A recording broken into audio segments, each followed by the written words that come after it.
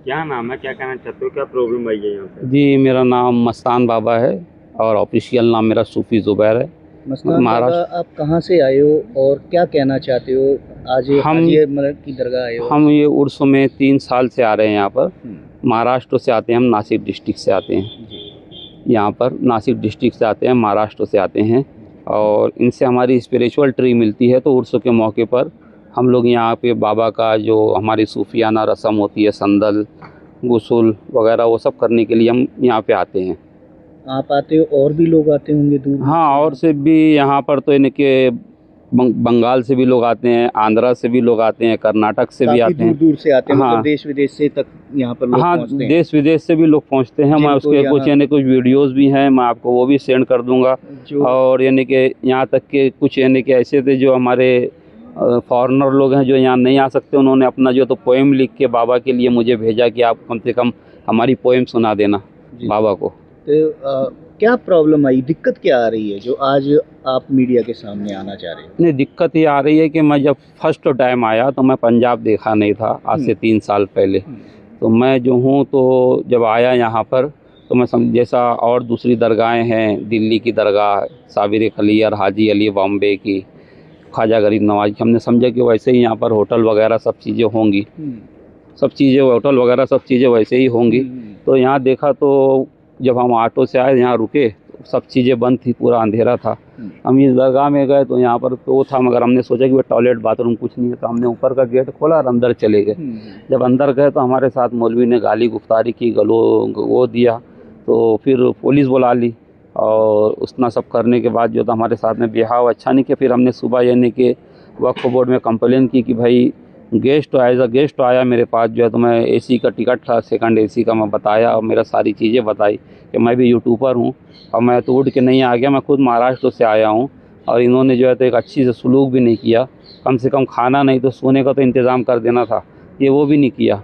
और भी जो दूसरे आउटसाइडर आते हैं तो उनको बोल देते हैं यहाँ रुकने का इंतज़ाम नहीं है, यहाँ पर खाने पीने का इंतज़ाम नहीं है। जैसे बहुत से श्रद्धालु जो आते हैं पिलग्रिम्स, वो सोचते हैं कि भाई हम ज़ियारत कर लेंगे, यहाँ से पटियाला चले जाएंगे, सरीन चले जाएंगे, वो सोचते हैं हम आके स्नान कर लें, स्नान करने के बाद जो है तो फिर उसके बाद जो है तो हम ज़ियारत के जाएंगे। जब तो ये मौलवी सामने बैठा रहता है तो लोग इनके पास चले जाते हैं, समझते हैं भाई ये धर्म गुरु है। और ये है एक तालिबानी सोच का, वहाबी किस्म का बंदा है। ये एक बाइट नहीं देता है, वो जो फ्राइडे जो गुजरा उसमें एक चीज़ बाबा रतन के ताल्लुक से नहीं बोला कि भाई हाजी रतन का ये रुतबा है या मर्तबा है, या बाबा के वहाँ जाके अंदर कोई अरदास नहीं करता, माथा नहीं टेकता। उरूस जैसे उरूस के दिन बाबा के वहाँ पर नहीं गया। और हमने जो है तो वक्फ बोर्ड के परमिशन से यहाँ पर थे, हमने वक्फ बोर्ड से बाकायदा परमिशन मांगा अर्जी देके कि 20 मई से 30 मई तक हम शांतिपूर्ण तरीके से यहाँ रहेंगे। उसके बाद भी कल इसने जो है तो हमारे साथ में गलत बिहाव किया। और यहाँ पे एक अब्दुल नाम का आदमी रहता है, अब वो तो पंजाबी तो नहीं है, इसकी शक्ल सूरत से या कहीं से मुझे वो रोहिंग्या दिखता है, वो रोहिंग्या दिखता है या बांग्लादेशी दिखता है। और वो जो है तो यहाँ पे कोई ऑफिशियल बंदा भी नहीं है। उस बंदे ने जो है तो मेरा सामान जो है तो उथल पुथल किया, कुछ चटाइयाँ थी वो उठा के लेके आने के बहाने, और उसमें मेरा 10,000 रुपया कैश था, एक सोने की अंगूठी थी, जिस तरीके से पहना हूँ ये 3 हैं, ऐसी 2 अंगूठियाँ और थी मेरी चांदी की, वो 2 अंगूठियाँ गायब है और 10,000 कैश गायब है, एक सोने की चैन गायब है इस तरीके से, और तकरीबन 15 से 20,000 रुपये की चांदी की अंगूठी थी। तो वो सारी चीज़ें गायब है।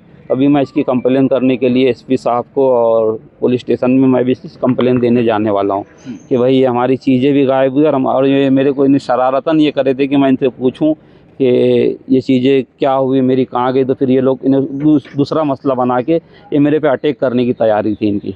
तो मैंने अपनी जान को ख़तरे में समझते हुए मैं रात में यहाँ से चला गया था। फिर आज सुबह मैं जो है तो यहाँ पे, आज ईद थी तो ईद के दिन दर्शन के लिए आया मैं, क्योंकि हमारे सारे साथी संगत ऐसा होता है कि ईद की वजह से आ नहीं पाते हैं, लोग आते भी हैं तो साथ में। तो जो यहाँ के मैनेजमेंट के लोग हैं वक्फ बोर्ड के, उनसे मिले भी, मेरे साथ ये हुआ किसी से? वक्फ को हमने 10 से 15 चिट्ठियाँ दी हैं, यहाँ दी तो ये बोलते हैं कि ठीक है हम आपकी चंडीगढ़ भेज देंगे। चंडीगढ़ वालों को बोलो तो बोलते हैं ठीक है हम कार्रवाई करेंगे। हमने ये कहा कि ये मौलवी वहाबी है, देवबंदी है, इसको यहाँ से निकालो, यहाँ पे सलातुस सलाम शुरू करो, यहाँ पे एतवार के दिन यानी कोई नहीं रहता है तो कम से कम श्रद्धालु रहेंगे। एक चीज़ पूछना चाह रहा हूँ, आपको इल्म है इस बात का कि भाई जो बाबा रतन साहब थे ये पक्के मुसलमान थे कि हिंदू थे? नहीं, ये तो हिंदू जेंटलमैन थे। हिंदू जेंटलमैन थे, हिंदू ब्राह्मण थे एक? नहीं, ये तो नेपाल के राजा के बेटे थे राजा के और बेटे? गोरखनाथ जी थे, उनके शिष्य थे। हाँ। और इन्होंने जो है तो अपने गोरखनाथ जी से इनका- बहुत सारी वो ली, शिष्य ली। बाद में ये पैगंबर साहब से हमारे इनकी मुलाकात हुई 2 मरतबा। ये नहीं ऑफिशियली बताया जाता है हिस्ट्री फिर में। शायद ऑफिशियली बताया गया है, कहीं लिखा है इस बात का? हाँ, इस बात का एविडेंस हमारे पास यानी कि मौजूद है। हमारी जो पुरानी किताबें, खुद मेरे दादा पीर सैयद साली हुसैन अशरफी मियाँ ने मैंने सुना है 1930। कि ये एक ब्राह्मण व्यक्ति थे। हाँ, ब्राह्मण व्यक्ति थे, मगर इन्होंने पैगंबर साहब को देखा। हाँ। पैगंबर साहब से मुलाकात पर की। मुस्लिम तो नहीं बने ये?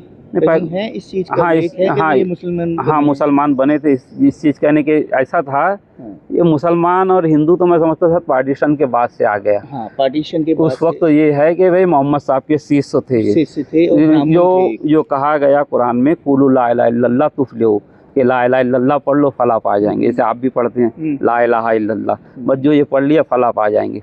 ये तो मजहब और धर्म तो ये तो सब बाद में बने। वो बात सही है, मेरा भाव नहीं मेरी बात नहीं समझिए आप। मैं एक ये कह रहा हूँ कि जो ये क्या नाम है इनका? हाजी बाबा रतन। हाजी रतन बाबा, जो रतन सिंह नाम था पहले इनका, रतन सिंह जी। रतन सिंह जी नाम था। जी जी। तो उस टाइम मतलब मैं किसी धर्म पर बात नहीं कर रहा कि भाई किसी ने बना दिया या नहीं, मैं भी एक हिस्ट्रिकल आदमी हूँ और यानी मैं भी हिस्ट्री बहुत कलेक्ट किया हूँ। ब्राह्मण थे, ब्राह्मण की ही मजार मतलब इन्होंने बैठे हैं, तो इन लोगों को इल्म कहाँ से होगा इस चीज का? नहीं, ये तो वक्फ बोर्ड के लोग हैं और जब ये ब्राह्मण थे और ये हिंदू जेंटलमैन थे और हमारे हिसाब से ये पंजाब के पहले इंडियन पहले ऐसे आदमी हैं जिन्होंने मोहम्मद साहब को जाके उनके पास बैठे और मोहम्मद साहब से इन्होंने कहा कि भाई कोई चमत्कार दिखाइए। तो मोहम्मद साहब को इन्होंने बचपन में, जब मोहम्मद साहब लिटिल थे, छोटे थे, तो उस वक्त तो इन्होंने कांधे पे बैठा के मोहम्मद साहब को रिवर पार करवाई थी। तो मोहम्मद साहब ने कहा कि आपने मेरा वो मौजूदा नहीं देखा था कि जो मैंने आपको रिवर पार करवाई थी। तो बाबा का ऐसा हुआ था कि इन्हें जैसे कि बोला जाता है गुरु बिन ज्ञान नहीं भाई साधु, गुरु ने बात बताई रे। तो जब उन्होंने बचपन में रिवर पार करवाई थी मोहम्मद साहब को, तो बहुत खूबसूरत चेहरा था मोहम्मद साहब का। तो आपने उस चेहरे के अंदर जो है तो अपनी साधना करने लग गए थे, उसी में उनको भगवान नजर आने लग गया था। बिल्कुल, जैसे अपने कृष्ण भगवान का मुस्लिम एक थे, कृष्ण भगवान के दीवाने हो गए, उनकी गाथा गाने लग गए, ऐसे ही ये उनकी मोहम्मद साहब के बन गए। हाँ, यानी कि इनको जो है कि ये तो रहे वही, यानी कि भाई एक ईश्वर के ही मानने वाले रहे, मगर यानी कि उनको यानी कि अब गुरु किस भेष में मिल जाए यानी बोल नहीं सकते ना। जैसे कि हमारे कबीरदास जी को यानी कि एक रामदास जी ने सिर पर पैर लगा दिया, उन्होंने कह दिया राम राम राम राम, तो वो राम राम वही जपते जपते जपते जो है तो आज कबीरदास बन गए। बिल्कुल। मेरा अब ये दूसरा प्रश्न ये है कि जब भी आप आते हो आपके साथ इसी प्रकार की बदसलूकी होती है यहाँ? नहीं, हम लोग जो हैं तो सूफी लोग हैं। हाँ। हमारे वहाँ सूफी बोले तो हमारी कोई ज़ात नहीं होती। हमारे यहाँ पर ऐसा है कि ख्वाजा मोइनुद्दीन चिश्ती के फॉलोअर्स हैं, तो हमारे यहाँ ऐसा है कि हम लोग यानी कि हमारे लंगर के अंदर प्याज और लहसुन भी नहीं पकाते। अच्छा। डालते इस वास्ते नहीं डालते कि भाई जैन समुदाय के जो लोग हैं वो प्याज और लहसुन भी नहीं खाते, यानी मीट वगैरह तो दूर की बात है कि भाई हर आदमी हर व्यक्ति खा ले इसको। इस तरीके का हम सादा खाना बनाते हैं। हमारे लिए मानवता पहले है, मानवता का आधार। यही चीज़ मोहम्मद साहब की है, इन्हें जो आज हिंदू मुसलमान का वो है, कुरान की पहली आयत है अल्हम्दुलिल्लाहि रब्बिल आलमीन, कि तमाम तारीफ़ें उस अल्लाह के लिए है जो यूनिवर्सल का गॉड है, यूनिवर्सल का भगवान है। मुसलमानों का अल्लाह नहीं है, सबका है, सबका अल्लाह है। तो जो है इसी तरीके से पैगंबर भी रहमतुल्लिल आलमीन हर एक किसी के लिए, तो बाद में बना दिए कि भाई गैर मुस्लिम नहीं आए, हिंदू नहीं आए। यहाँ पर इस बात का भी यानी कि विवाद बाकायदा जो आउटसाइडर आए उन लोगों ने किया कि भाई हिंदू आते हैं, सिख आते हैं, इनको रोका जाए, ये क्या तमाशा। बाकायदा हमारे पास वीडियो मौजूद है। तो देखा जाए तो हिंदुओं की ये मज़ार, भाई देखा जाए तो आप भी हिंदू हो, मैं भी हिंदू हूँ ना, हमारा तो डीएनए हिंदू है। एक्चुअल तो यानी कि सनातनी होते हैं ना, एक्चुअल चीज तो सनातनी धर्म, जो धर्मा देखा जाए तो सनातनी है। अगर डीएनए देखा जाए गलत है, उसमें गलत तो कोई बात ही नहीं। कहीं बोलता है कि भी मान लो हिंदुओं की दरगाह है। नहीं, मैं भी तो अपने आप को हिंदू बोलता हूँ भाई। दोनों भाई हम अगर हम बाहर जाएं, अगर गल्फ में जाए तो आज भी हमको इंडियन कहते हैं। तो फॉरेन वाले या गल्फ में गए तो हिंदी कहते हैं, हिंदी का या हिंदू का एक ही बात है। भाई हम तो कलमा मोहम्मद का पढ़ते हैं, इसलिए हमको यहाँ पे मुस्लिम कहा जाता है, मोमिन कहा जाता है। मगर बाबा ने जाके उनसे जाने के एक वो, जैसे आप समझ लो आप मेरे टीचर हो गए, आपसे मैंने कुछ वो ले लिया, अभ्यास ले लिया, तो आपका रिस्पेक्ट करूँगा। बाबा ने रिस्पेक्ट किया। उसके बाद मुस्लिम जो सूफ़ी थे दूसरे, तो मुस्लिम सूफ़ी जैसे मखदूम अशरफ जहांगीर सिमनानी, सैयद अली लाला रज़ी, शाह बदियुद्दीन जिंदा शाह मदार, इन बुज़ुर्गों ने, मुस्लिम सूफ़ियों ने बाबा से तालीम ली, शिक्षा ली। तो इस वास्ते जो है तो मुसलमानों की ज़्यादा यानी उनके जो शिष्य थे, मुसलमानों के जो गुरु थे, वो लोग बहुत ज़्यादा यानी इनका यानी बाबा का सम्मान किए। तो मुसलमानों ने बहुत ज़्यादा फिर यानी इनको यानी कि वो करने लग गए। अब आप क्या अपील करना चाहते हैं प्रशासन से? हम अपील ये करना चाहते हैं कि यहाँ पर हिंदू, मुसलमान, सिख, ईसाई हर किसी को प्रवेश रहे, और जो आउटसाइडर जो श्रद्धालु आते हैं, फिर वो चाहे गोगा जी के वहाँ जब जाते हैं संगत वो आती है, या फिर बंगाल से लोग आते हैं, हमारे महाराष्ट्र से आते हैं, आंध्रा की एक वीडियो मैं आपको भेज दूंगा।